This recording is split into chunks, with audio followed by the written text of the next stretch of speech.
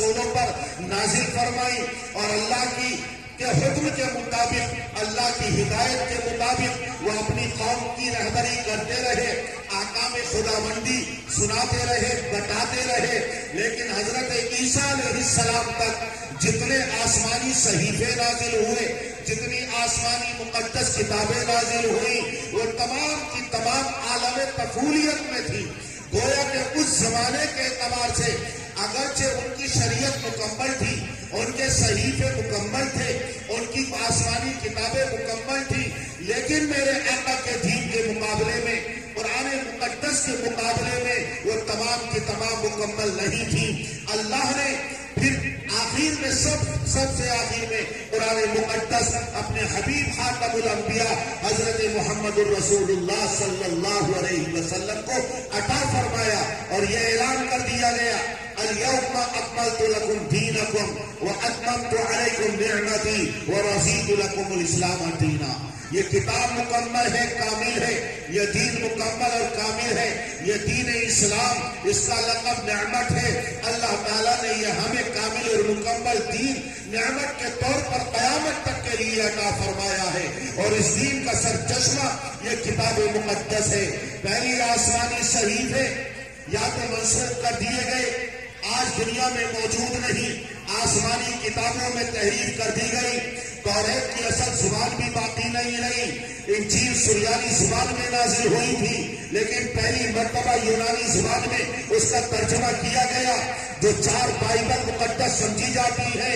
اگرچہ اس کے علاوہ سینکڑوں بائبل کے اور انجیل کے نسخے ہیں، لیکن سب میں بے پناہ تضاد اور ٹکراؤ ہے، اور ان 4 نسخوں کے اندر بھی تضاد پایا جاتا ہے۔ لیکن قرآن کریم ایسی کتاب ہے کہ ایک مضمون دوسرے مضمون کی تائید کرتا ہے، ایک آیت دوسری آیت کی تائید کرتی ہے، کہیں اس کے اندر ٹکراؤ نہیں، کہیں اس کے اندر تضاد نہیں، کہیں آپ اس کے اندر ایک آیت کو دوسری آیت سے ٹکراتا ہوا نہیں پائیں گے۔